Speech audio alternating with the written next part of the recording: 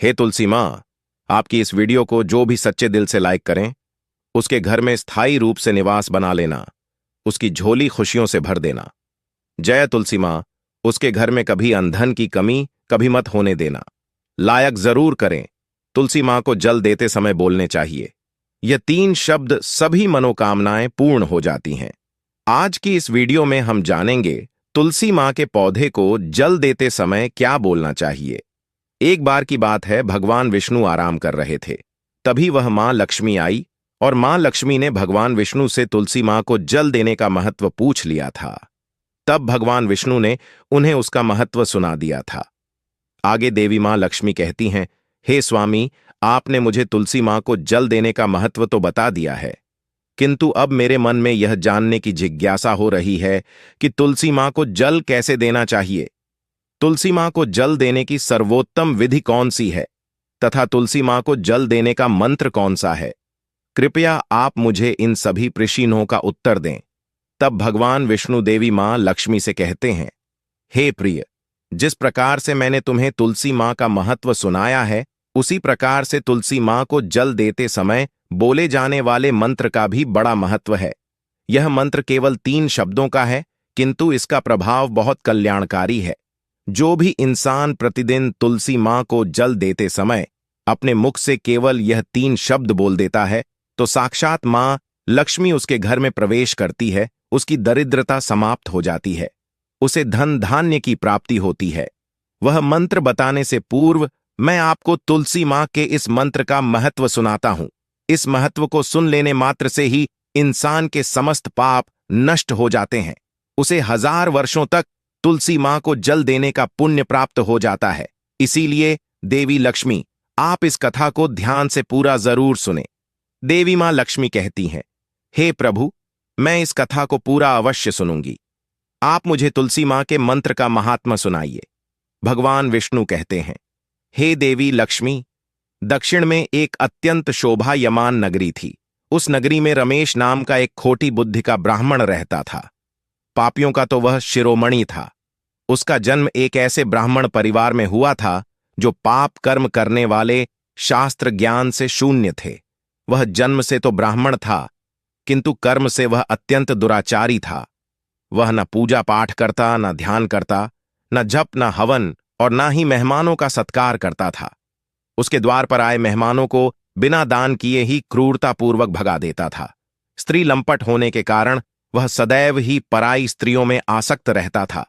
उसे मदिरापान करने की भी आदत थी। साथ ही वह मांस खाया करता था। वह दिन में खेत में काम करके पत्ते बेचकर जीविका चलाया करता था और रात में वेश्याओं का सेवन करता था। इस प्रकार से उस ब्राह्मण ने अनेक वर्षों तक जीवन व्यतीत किया। फिर एक दिन वह दुर्बुद्धि रमेश बेचने के लिए पत्ते इकट्ठा करने के लिए एक ऋषि की वाटिका में घूमने लगा और पत्ते तोड़ने लगा। तभी एक काल रूपधारी काले सर्प ने उस ब्राह्मण को काट लिया और उसी समय पर उसकी मृत्यु हो गई। उसके बाद 2 यम के दूत उसे लेने के लिए उस स्थान पर प्रकट हुए और उसे उठाकर यमलोक ले जाने लगे। मार्ग में वह यमदूतों के सामने बहुत विलाप करने लगा, हे दूतों, मुझे कहां ले जा रहे हो? मुझे छोड़ दो, मेरे प्राण बख्श दो। किंतु यमदूत उसे यह कहते हुए ले जाने लगे, अरे दुष्ट ब्राह्मण, तेरे पाप कर्मों के कारण तुझे सांप ने काट लिया है। अब यमदेव तुझे अवश्य घोर नरक में डाल देंगे। फिर यम के दूत उस ब्राह्मण को लेकर यमलोक पहुंचते हैं और यमदेव के सामने खड़े हो जाते हैं। चित्रगुप्त उस ब्राह्मण का लेखा जोखा निकालते हैं और यमदेव से कहते हैं, हे धर्मराज, इस ब्राह्मण ने बचपन से लेकर मृत्यु तक पाप ही पाप किया है। इसने कभी कोई पुण्य का काम नहीं किया है। फिर धर्मराज अपने दूतों से कहते हैं, हे दूतों, इस घोर पाप करने वाले ब्राह्मण को उठाकर ले जाओ और इसे नरक में डाल दो। फिर यम के दूत उस ब्राह्मण को ले जाते हैं और नरक की भयंकर अग्नि में धकेल देते हैं। अनेक वर्षों तक नरक में सजा भुगतने के बाद उस ब्राह्मण को दूसरे जन्म में एक बैल का शरीर मिलता है। बैल का जन्म पाकर वह बोझ उठाने का काम करने लगा। उसका मालिक उससे दिन रात काम करवाने लगा। फिर जब उस बैल की शक्ति कम हुई तो उसके मालिक ने उसे एक लंगड़े आदमी को बेच दिया। उस लंगड़े आदमी ने उस बैल को खुद का बोझ उठाने के लिए उपयोग किया वह उसकी पीठ पर बैठकर घूमा करता था। इस प्रकार से उस बैल ने 8 वर्ष तक उस लंगड़े आदमी का बोझ उठाया। फिर एक दिन वह लंगड़ा आदमी उस बैल की पीठ पर बैठकर किसी ऊंचे पर्वत पर जाने लगता है। उस पर्वत पर बहुत देर तक चढ़ने के कारण वह बैल बहुत थक गया, उसकी शक्ति क्षीण हो गई और कुछ समय बाद वह बैल बहुत जोर से मूर्छित होकर जमीन पर गिर पड़ा और अंतिम सांसें लेने लगा। तभी वहां पर खड़े लोगों को उस बैल पर बड़ी दया आ गई और वे उसके मुख में पानी डालने लगे। फिर उन लोगों में एक पुण्यात्मा व्यक्ति था। उसने उस बैल का कल्याण करने के लिए अपना पुण्य उस बैल को दे दिया। उसे देखकर अन्य लोगों ने भी अपना अपना पुण्य याद करके कुछ पुण्य उस बैल को दे दिया ताकि उसे मुक्ति मिल सके। उसी भीड़ में एक वेश्या भी खड़ी हुई थी। सभी लोग अपना पुण्य उस बैल को दे रहे थे। यह देखकर उस वेश्या ने भी अपना पुण्य उस बैल को दे दिया। कुछ देर बाद उस बैल की मृत्यु हो जाती है। फिर उस स्थान पर यमदूत आते हैं और उस बैल के शरीर से उस ब्राह्मण की आत्मा को निकालकर यमलोक ले जाते हैं। यमलोक ले जाने पर उसे यमदेव के सामने खड़ा किया जाता है और फिर चित्रगुप्त उसका लेखा जोखा देखते हैं तो वे आश्चर्य में पड़ जाते हैं। उस वैश्या के द्वारा उस बैल को दिया हुआ पुण्य बहुत बड़ा होता है। उस पुण्य के प्रभाव से सभी जन्मों के पाप नष्ट हो जाते हैं। फिर यमदेव उस ब्राह्मण के सभी पाप क्षमा करते हैं और कहते हैं, हे ब्राह्मण, उस वैश्या ने तुझे अपना पुण्य देकर तुझ पर बड़ा उपकार किया है। केवल उसी के पुण्य के कारण तुम्हारे सब जन्मों के पाप नष्ट हो गए हैं और यमदेव उसे फिर से इंसान जन्म प्रदान करते हैं। इस बार वह पृथ्वी पर आकर एक उत्तम ब्राह्मण कुल में जन्म लेता है। उस महापुण्य के प्रभाव से उसे इस नए जन्म में अपने पूर्व जन्म की बातें याद आने लगती हैं। जब वह ब्राह्मण बड़ा हो जाता है तो उसे याद आता है कि पिछले जन्म में जब वह बैल था तब एक वैश्या ने उसे उसका पुण्य दे दिया था। इसीलिए उसके मन में उस वैश्या के बारे में जानने की इच्छा होती है और उस महापुण्य के बारे में जानने के लिए उस वैश्या का पता लगाकर उसे ढूंढते हुए उसके नगर में चला जाता है। वह वैश्या अब बूढ़ी हो चुकी थी। फिर जब उसे वह वैश्या मिल जाती है तो वह उसके सामने जाकर उसे बार बार प्रणाम करता है और उस वैश्या का धन्यवाद करने लगता है। वह वैश्या कहने लगती है, हे ब्राह्मण श्रेष्ठ, आप कौन हैं और किस कारणवश आप मुझ वैश्या को धन्यवाद दे रहे हैं? मैंने आपका कौन सा कार्य किया है जो आप मुझे नमस्कार कर रहे हैं?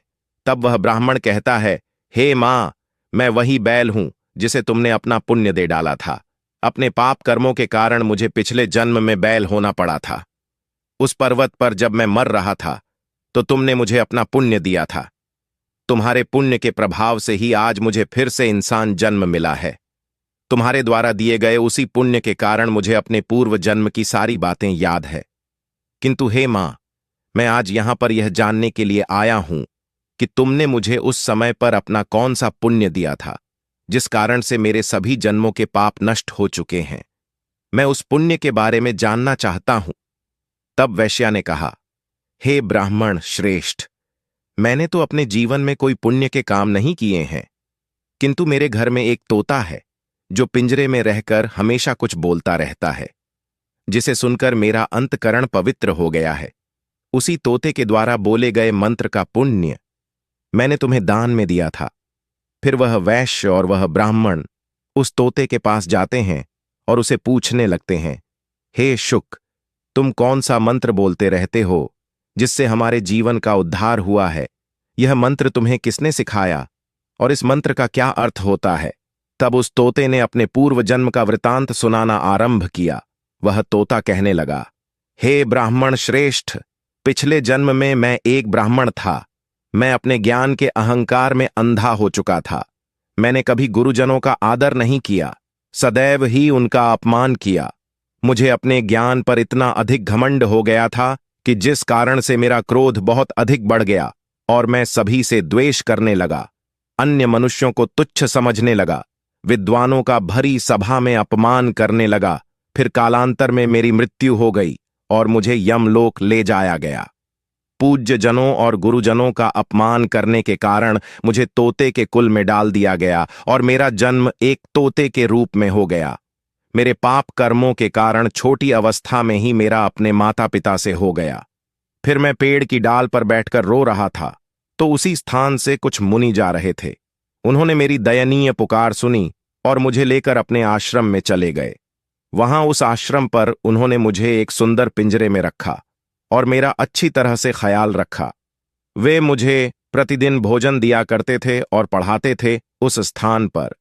वे ऋषि मुनि, उनकी स्त्रियां और बालक सभी प्रतिदिन तुलसी मां के पौधे को जल देते थे और उसके सामने एक मंत्र का जाप करते थे। उन्हीं के मुख बार बार उस मंत्र को सुनकर मैंने उसे रट लिया और तभी से मैं उस मंत्र को जान गया हूं और वही मंत्र मैं दिन रात बोलता हूं।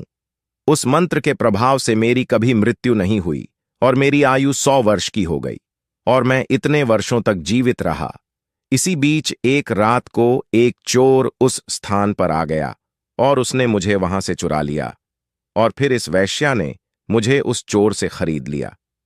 इस वैश्या के घर पर आने के बाद भी मैं उस मंत्र को बोलता रहता था, जिसे सुनकर इस वैश्या का मन भी पवित्र हो गया और ने वैश्या का काम छोड़कर भगवान विष्णु की भक्ति करने लगी। उसी मंत्र के प्रभाव से मेरे पूर्व जन्मों के सभी पाप नष्ट हो गए और उसी मंत्र के प्रभाव से इस वैश्या का भी अंतकरण पवित्र हो गया। हे ब्राह्मण देवता, उसी मंत्र के पुण्य से आप भी पाप मुक्त हो गए हैं। इस प्रकार से तोते ने उस ब्राह्मण को और उस वैश्या को सारा वृतांत सुना दिया, जिसे सुनकर वह ब्राह्मण और वैश्या दोनों ही अत्यंत प्रसन्न हुए और फिर वे दोनों ही प्रतिदिन तुलसी मां को जल देकर उस मंत्र का जाप करने लगे। फिर वह ता वैश्या और वह ब्राह्मण तीनों उस मंत्र के प्रभाव से दिव्य विमानों में बैठकर विष्णु लोक को चले गए। भगवान विष्णु कहते हैं, हे देवी मां लक्ष्मी, देखा आपने, केवल तुलसी मां के इस मंत्र के प्रभाव से उस तोते के, उस वैश्या के और उस ब्राह्मण के सभी पाप नष्ट हो गए हैं। इसीलिए प्रत्येक इंसान को रोज तुलसी मां को जल देते समय इस एक मंत्र का उच्चारण अवश्य करना चाहिए। हे देवी, वह मंत्र इस प्रकार है, इसे तुम ध्यान से सुनो। ओम वृंदावने स्वाहा, ओम वृंदावन स्वाहा। भगवान विष्णु कहते हैं कि जो भी स्त्री प्रतिदिन तुलसी मां के समक्ष इस मंत्र का उच्चारण करेगी वह सौभाग्यशाली बनेगी। जो भी पुरुष तुलसी मां के सामने इस मंत्र का उच्चारण करेगा उसे अक्षय धन की प्राप्ति होगी। जिस घर के सामने प्रतिदिन तुलसी मां की पूजा की जाएगी उस घर में साक्षात लक्ष्मी का वास होगा। तुलसी मां का यह मंत्र मंत्र राज कल्पतरु है। यह समस्त फलों को प्रदान करने वाला है। अतः जो भी तुलसी मां के सामने इस मंत्र का उच्चारण करेगा उसे संपूर्ण सिद्धियां प्राप्त होंगी। स्त्रियों को सदैव ही स्नान करके अपने बाल बांधकर मांग में सिंदूर भरकर प्रतिदिन तुलसी मां को जल देना चाहिए और इस मंत्र का उच्चारण करना चाहिए। रोज तुलसी मां के पौधे की परिक्रमा करनी चाहिए, इससे सभी दोष नष्ट हो जाते हैं। प्रतिदिन शाम के समय तुलसी मां के पास दीपक जलाना चाहिए और तुलसी मां के पास बैठकर भगवान विष्णु की आराधना करनी चाहिए। तुलसी मां के पास दीपक जलाने से इंसान को धन धान्य की प्राप्ति होती है। हजारों अमृत के घड़ों से नहलाने पर भी श्री हरि को उतनी तृप्ति नहीं होती जितनी वे मनुष्यों के द्वारा तुलसी मां का एक पत्ता चढ़ाने से प्राप्त करते हैं। 10,000 गाय के दान से मानव जो फल प्राप्त करता है वही फल तुलसी मां पत्र के दान से पा लेता है। जो मृत्यु के समय अपने मुख में तुलसी मां पत्र का जल पा जाता है वह संपूर्ण पापों से मुक्त होकर भगवान विष्णु के धाम जाता है।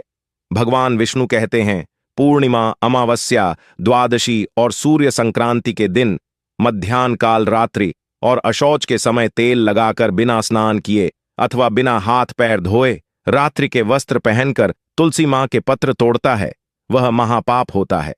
श्राद्ध, व्रत, दान, प्रतिष्ठा तथा देव पूजा के लिए तोड़े हुए तुलसी मां पत्र बासी होने पर भी 3 रात्रि तक पवित्र ही रहते हैं। तुलसी मां का एक एक पत्ता ना तोड़कर पत्तियों के साथ अग्रभाग को तोड़ना चाहिए। तुलसी मां की मंजरी सब फूलों से बढ़कर मानी जाती है। मंजरी तोड़ते समय उसमें पत्तियों का रहना भी आवश्यक माना गया है। पूज्य भाव से पौधे को हिलाए बिना तुलसी मां के अग्रभाग को तोड़ना चाहिए। इससे पूजा का फल लागुना बढ़ जाता है। तुलसी मां के पत्तों को कभी नाखून से नहीं तोड़ना चाहिए, इससे पाप लगता है। रात्रि में तुलसी मां के पौधे को स्पर्श न करें अथवा उसके पत्ते न तोड़ें, ऐसा करना अशुभ माना गया है। रात्रि में तुलसी मां का पौधा निद्रा अवस्था में होता है। ऐसे में पत्ते तोड़ने पर पाप ही लगता है। गुरुवार के दिन तुलसी मां के पौधे में थोड़ा सा कच्चा दूध अर्पित करें। दूध चढ़ाते समय ओम नमो भगवते वासुदेवाय नमः इस मंत्र का जाप अवश्य करना चाहिए। तुलसी मां के पौधे के पास शालिग्राम रखें और उस पर तिल चढ़ाए पूजा में तुलसी मां और शालिग्राम को दूध में भीगी हल्दी का तिलक अवश्य करें। शालिग्राम पर तुलसी मां पत्र रखकर चंदन लगाना चाहिए। अगर कोई महिला मासिक धर्म से है तो वह तुलसी मां की पूजा न करें। मासिक धर्म के दौरान तुलसी मां को स्पर्श करने से घोर पाप लगता है, इससे स्त्री की दुर्गति होती है। तो भक्तों, इस प्रकार से भगवान विष्णु ने देवी मां लक्ष्मी को तुलसी मां को जल देने के मंत्र का महत्व सुनाया है। यह कथा आपको कैसी लगी कमेंट करके अवश्य बताएं। अगर यह जानकारी अच्छी लगी तो वीडियो को लाइक जरूर करें। भक्तों, अगर आप मां लक्ष्मी को अपने घर लाना चाहते हैं तो कमेंट बॉक्स